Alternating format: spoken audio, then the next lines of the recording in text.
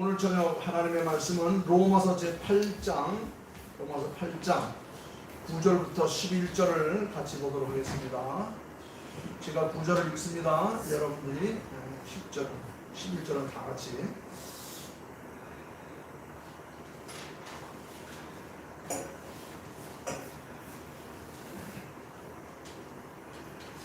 하나님의 말씀 생명의 양식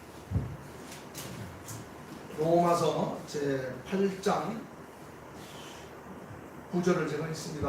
여러분들이 10절, 11절은 다 같이.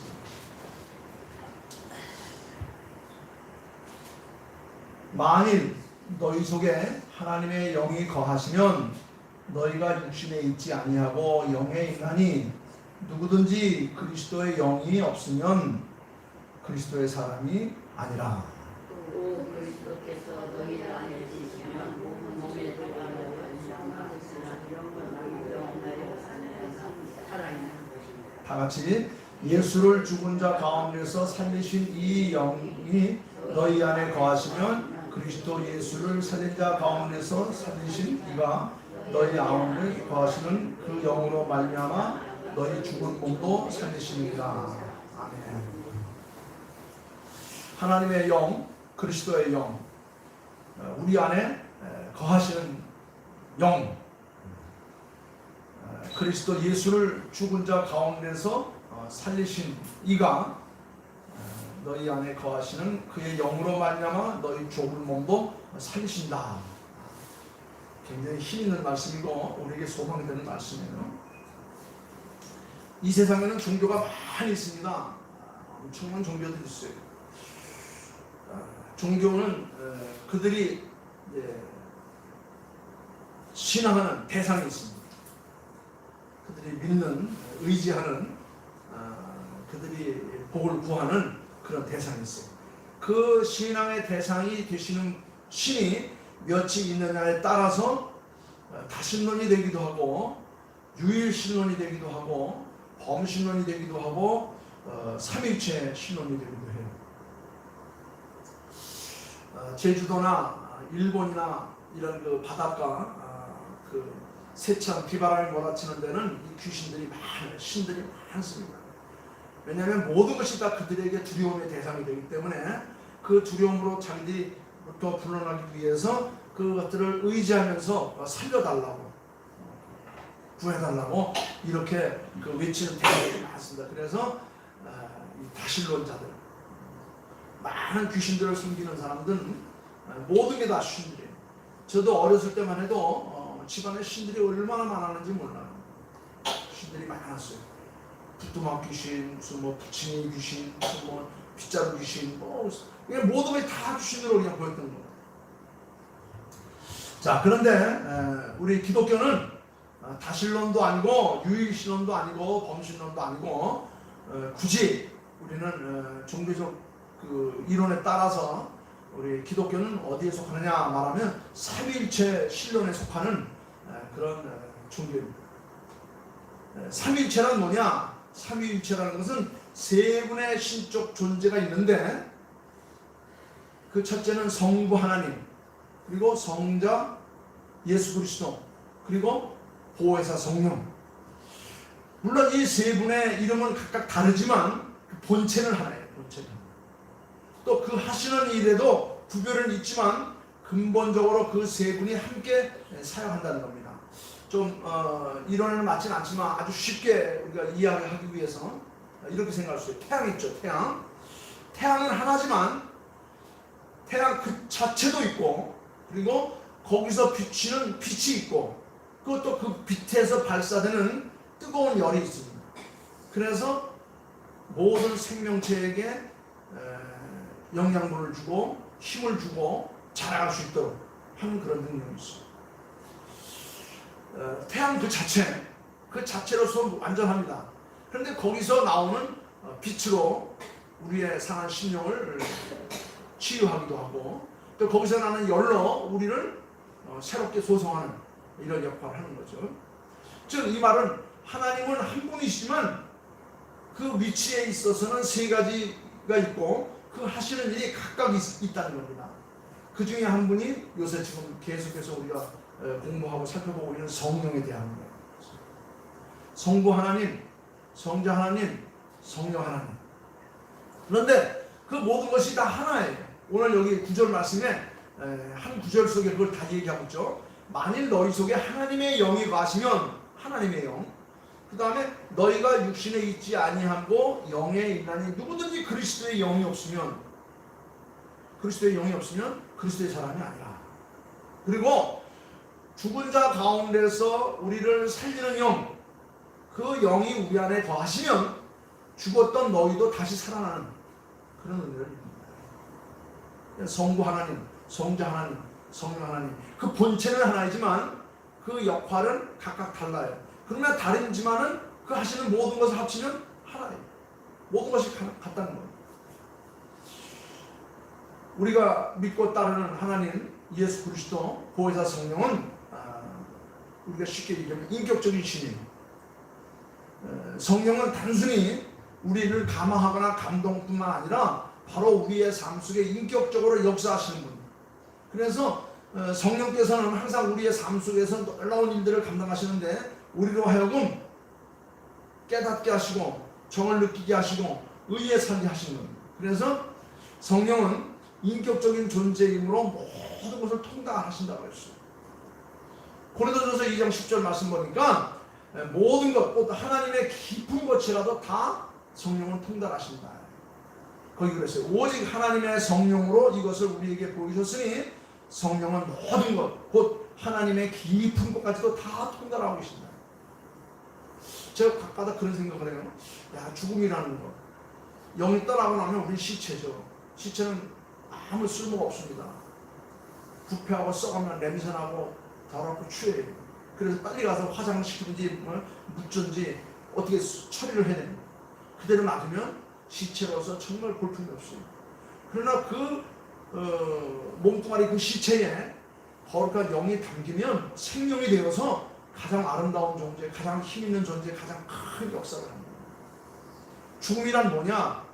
거룩한 영이 떠나가면 그게 곧 죽음이에요. 그 영은 영이 있는 곳으로 다시 가는 겁니다. 영의 본 고향을 하자면 성부 하나님, 성자 하나님, 성령 하나님 계시는 그 하나님에게로 돌아가는 거예요. 왜냐하면 하나님께서 인간을 창조하시고 그 코에 생기를 불어넣어 생명, 살아있는 영이 되게 하셨다. 그래서 성령은 모든 것, 즉 하나님에게서 나왔기 때문에 하나님의 모든 것을 다 깊이 통달할 수 있다는 겁니다.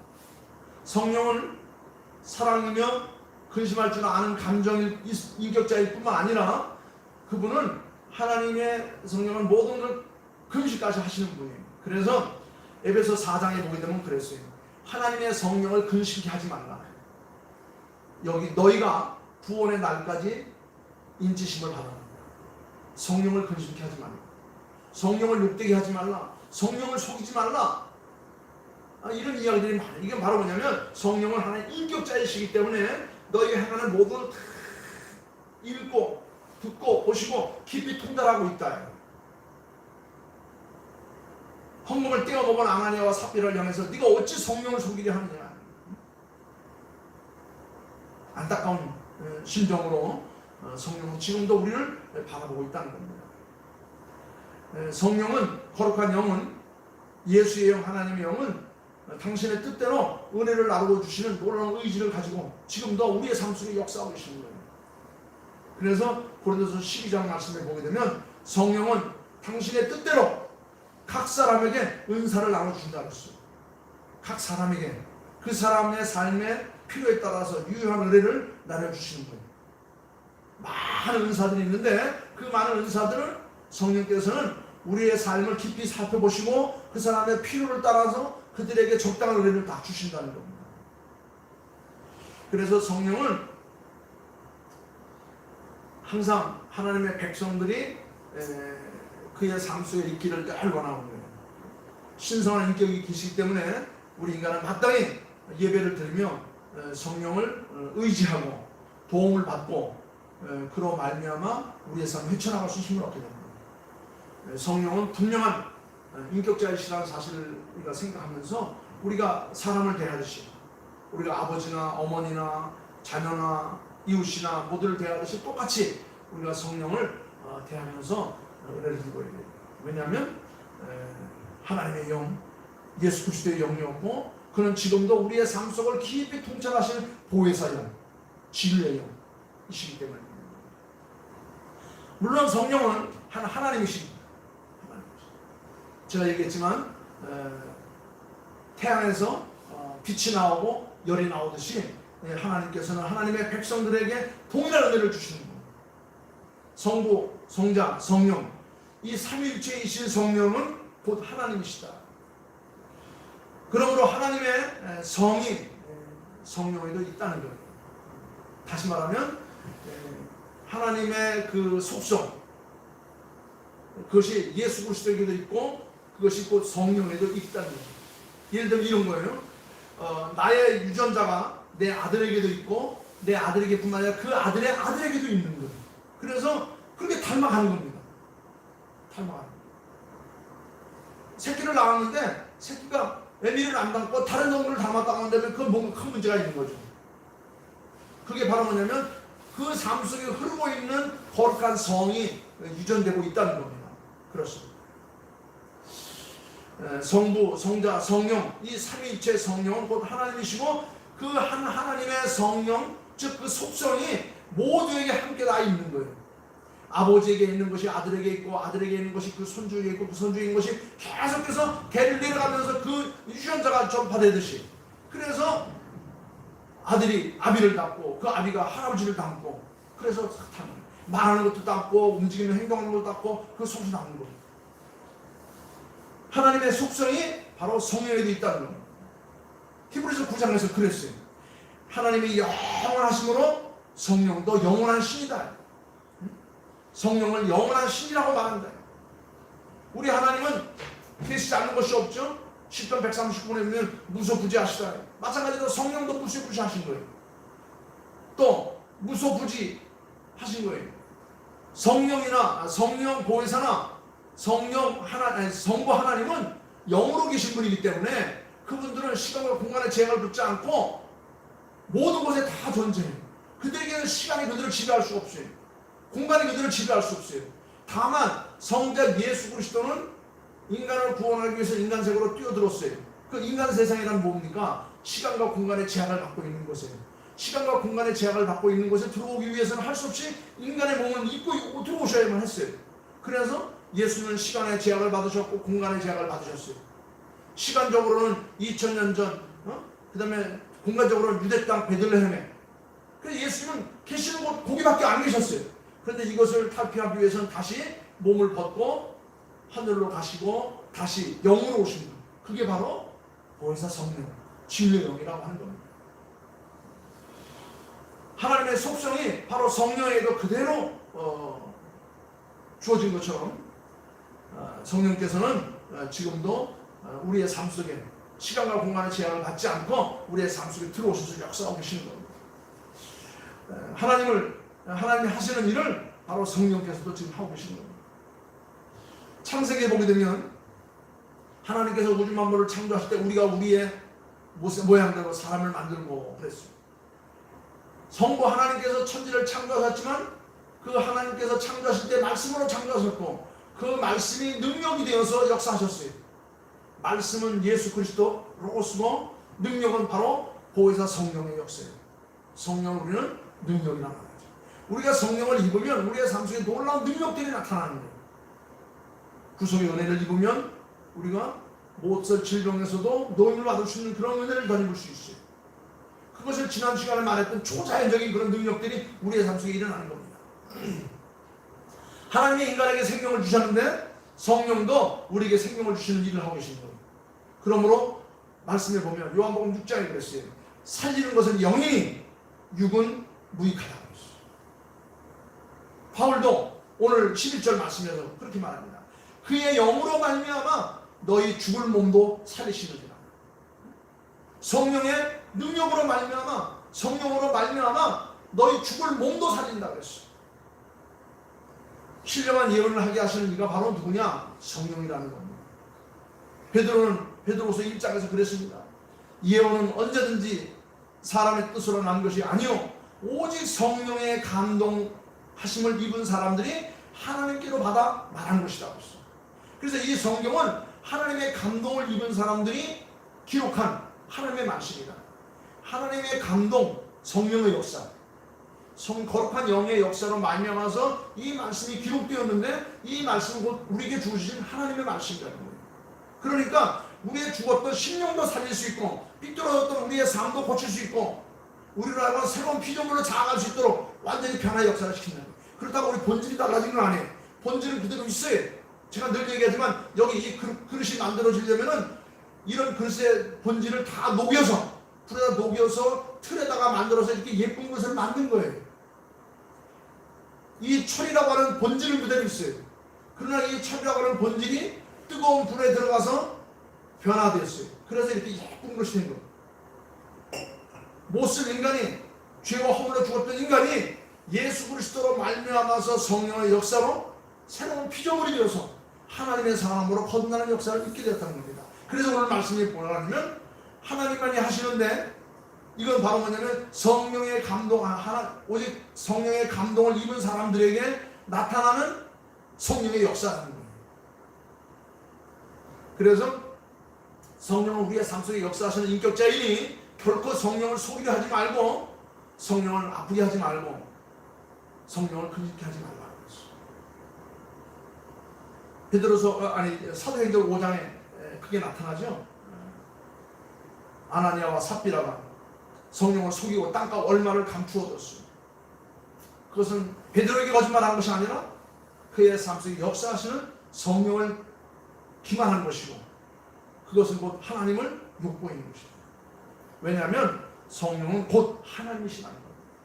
내 삶 속에 지금 하나님이 계신 거예요. 그래서 바울 사도는 뭐라고 했어요? 너희의 몸이 하나님의 성전인 것을 알지 못하느냐? 너희의 몸은 하나님께서 거하시는 거룩한 전이라고 했어요. 그 하나님이 뭐냐? 성령이에요. 내 삶 속에 거룩한 영이 거하고 계신 거예요. 악령에 씌운 자들은 악령의 심을 따라서 못된 그 병든 짓들을 하고 돌아다니는, 그러나 거룩한 영에 사로잡힌 사람들은 날마다 능력 있는 삶으로 하나님께서 이끄시는 구원의 역사를 이루어가는 거예요. 성령이 하시는 일 많은 중에 우리 믿는 자에게 행하시는 일 몇 가지만 생각해보면 우리로 하여금 날마다 거듭나는 삶을 살게 하신다는 겁니다. 성령이 내 삶 속에 있을 때 우리는 거듭나는, 그래서 물과 성령으로 거듭나지 않으면 이 모든 것들을 볼 수 없고 이해할 수 없고 가질 수 없다고 그랬어요. 요한복음 3장에 그랬죠. 거듭난다는 게 뭐냐? 거듭난다는 것은 죄인의 성질이 근본적으로 변화되는 거예요. 그 속성은 변하지 않아요. 거듭난 것은 성령께서 이루시는 일인 겁니다. 사람이 할 수 있는 게 아니에요. 이 그릇이 만들어지기 위해서 이런 종류의 철들을 다 불에다 놓아서 녹여서 이것을 거듭나게 해서 이런 그릇이 만들어진 거예요. 그래서 성령은 죄인들을 변화시켜 새로운 사람 만듭니다. 깨어져 버릴 것을 변화시켜서 새로운 피조물을 만듭니다. 지옥 자식을 변화시켜서 천국 백성을 만드는 겁니다. 그래서 신자로 하여금 거듭나게 하는 역사를 하시는 것이 바로 성령의 가장 중요한 일, 가장 큰 일이고 가장 귀한 일이에요. 그래서 우리가 거듭나려고 하려면 어떻게 되느냐? 성령으로 말미암지 않고는 이루어질 수 없다. 물과 성령으로 거듭나지 않아요. 그 다음에 또 한 가지 중요한 일은 우리로 하여금 예수를 믿게 하는 거예요.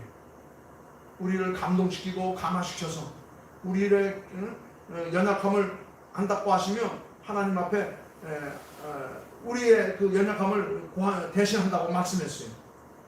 인간의 마음을 감동시켜서 우리를 구원하신 예수 그리스도를 깨닫게 하고 믿게 하고 따르게 하고, 그래서 그의 삶 속에 우리의 삶이 접목되도록 하시는 일.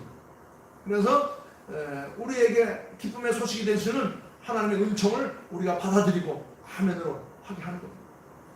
우리의 마음을 감동시켜서 예수를 믿게 하는 그 본체가 뭐냐? 그건 바로 거룩한 영이 내 삶 속에 역사하시는 거예요. 거룩한 영, 성령께서 내 마음 속에서 역사하시기 때문에 내가 예수를 믿고 그를 위해서 나의 모든 삶을 올인할 수 있는 거예요. 여러분 믿지 않는데 어떻게 모든 것을 올인할 수 있겠습니까? 믿기 때문에 투자하는 거예요. 믿지 못하면 투자 못해요. 요새 젊은이들이 열광하고 있는 그 투자, 주식 투자, 무슨 이런 투자하는 거, 자기 머리나 자기 경험대로 다 따져보고 믿으니까 확신하니까 될 것 같으니까 투자하는 거 아닙니까? 마찬가지예요. 믿음이 뭐냐? 믿음은 우리가 바라는 것들을 우리의 삶 속에 끌어들이는 거예요. 우리가 보이진 않지만 그것이 확실하게 내 삶 속에 나타나는 영상이 될 것을 믿기 때문에 우리가 올인하는 거예요. 그것을 시도하시는 바로 분이 누구냐면 내 속속에 역사하시는 거룩한 영이라는 겁니다. 또 한 가지는 이제 이렇게 내가 올인한 것을 믿고 모든 걸 투자한 사람들에게 열매 맺게 하시는 것이 누구냐면 성령이에요. 내가 투자했으면 투자한 것만큼 열매가 주어져야 되지 않습니까? 그런데 그것을 누가 하느냐? 바로 성령께서 하시는 거예요. 그래서 믿는 자로 하여금 열매를 맺게 하시는 거예요. 우리가 지난대로 갈라디아서 5장 22절인가요? 거기 보면 그런 나오잖아요. 사랑의 열매는 성령의 열매는 사랑과 희락과 화평과 오래 참음과 자비와 양성과 충성과 온유와 절제니, 이런 열매는 인간의 힘으로 되는 것이 아니라 오직 성령의 역사가 아니면 우리의 삶 속에 맺어질 수 없는 것이라고 했어요. 내가 사랑할 수 있습니까? 사랑이 안 돼요. 이기적인 동물, 자기밖에 모르는 존재, 욕심에 빠져있는 인간들이 어떻게 사랑합니까? 그것은 바로 성령의 역사가 아니면 안 되는 거예요. 어떻게 기쁨을 누릴 수 있습니까? 어떻게 평안을 누릴 수 있습니까? 우리의 삶 속에 역사하시는 거룩한 영으로 말미암아서 우리가 사랑과 희락과 화평과 오래 참음과 자비와 충성과 온유와 자비와 절제 등 이런 것들이 우리의 삶 속에서 열매를 맺을 수 있는 것이지, 내가 노력한다고 되는 게 아니라는 겁니다. 그래서 거기 그렇게 말했어요. 이런 것들은 인간의 힘으로 되는 것이 아니라 오직 성령의 역사가 아니면 인간의 삶 속에서는 맺어지지 않는다. 그렇습니다. 성령께서 우리의 삶 속에 하시는 일 가운데 가장 귀하고 복된 일은 우리를 하여금 거듭나게 하시고 예수를 영접하게 하시고, 그래서 예수를 영접한다는 얘기는 예수에게 모든 것 올인하게 하시고 투자하게 하시고, 투자한 것만큼의 열매를 얻게 하시는 분이 바로 성령이다. 그리고 마침내는 우리를 영원한 천국까지 우리를 인도하는 보혜사, 진리의 영으로 역할을 하신다는 겁니다. 성령의 부르심은 인간의 귀로 들을 수 있는 것이 아니에요. 성령의 부르심은 마음으로 깨닫게 하시는 하나님 은혜의 부르심인 것입니다. 성령의 다른 이름을 우리는 뭐라고 그랬죠? 보혜사라고 했습니다. 보혜사는 뭡니까? 곁에서 우리를 부르는 자, 곁에서 우리를 지키고 우리를 위로하는 자. 그래서 우리에게 진리로 보도록 눈을 열어줍니다. 우리가 갈 길을 인도하는 겁니다. 우리를 구원하도록 부르시는 이는 바로 성령으로, 그가 우리에게 사용하시는 능력을 뭡니까? 은혜라는 거예요. 성령께서 하나님의 백성들로 하여금 그 길을 갈 수 있도록 베푸시는 그 에너지가 바로 뭐냐면 은혜라는 겁니다. 거저주심. 은혜란 타락한 인간에게 주어지는 하나님의 가장 고귀한 선물. 그러므로 성령의 부르심을 없이는 구원 얻을 수가 없어요. 구원은 인간 스스로 이루어지는 것이 아닙니다. 기쁨과 평안과 위로와 축복들, 사랑과 희락과 화평, 오래 참음, 자비, 충성, 온유, 절제, 이런 것들도 전부가 다 하나님께서 주시는 은혜로 말미암아 우리의 삶 속에 역사하는 거룩한 열매들이에요. 그래서 성령의 사람이 아닌 것은 이룰 수 없다. 성경은 그렇게 말합니다. 여러분, 성령의 역사가 아니고서는 하나님의 부르심을 받을 수가 없어요. 우리가 하나님 앞에 나오시는 것은 내 삶 속에 역사하신 하나님의 영이 있기 때문에 그런 거예요. 그래서 오늘 본문 말씀 보니까 9절 한 절 말씀에도 보면 그 성령은 곧 하나님의 영이기도 하고 그리스도의 영이라고 했어요. 만일 너희 속에 하나님의 영이 거하시면 너희가 육신에 있지 아니하고 영에 있다고 그랬어요. 또한 누구든지 그리스도의 영이 없으면 그리스도의 사람이 아니라, 너희 속에 역사하시는 그 영이 예수 가운데 죽은 자를 살리신 이가 너희로 말미암아 너희 안에 거하심으로 말미암아 그 영으로 말미암아 너희 죽을 몸도 살린다고 했어요. 죽을 몸도 살린다. 깨어져서 쓸모없이 버려질 수밖에 없는 그런 존재들이 모아져서 영광로에 들어가서 다 녹아서 새로운 피조물로 나와서 귀하고 값지게 소중히 쓰임 받을 수 있는 존재가 된다는 거예요. 내가 바로 그런 존재가 되었다는 겁니다. 누구의 힘으로? 성령의 역사. 성령은 하나님의 은혜예요. 하나님의 은혜는 지금도 하나님 나라에 가기 이르게 하는 구원의 메시지인 겁니다. 우리라고 거듭나게 하십니다. 예수 그리스도를 믿고 따르고 그를 위해서 올인하게 하십니다. 뿐만 아니라 그런 말미암아 우리에게 아름다운 열매가 맺혀지는 그런 삶을 살게 하시는 거예요. 이 결국은 뭐냐? 구원이 영원한 천국의 길. 그래서 이 사실을 아는 믿고 따르는 사람들은 두 팔 벌려서 주 예수여 어서 오시옵소서. 주 예수여 어서 오시옵소서. 이건 누가 할 수 있는 일이냐? 성령의 사람들만이 할 수 있어요. 하나님의 사람들만이 할 수 있는 겁니다. 세상 사람들은 이것을 죽었다 깨도 이해할 수가 없어요. 왜? 그들에게는 하나님께서 이런 은혜를 주신 적이 없기 때문에.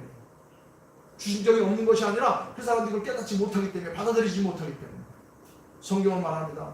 영접하는 자 곧 그의 이름을 믿는 자에게는 하나님의 자녀가 되는 권세를 주셨습니다.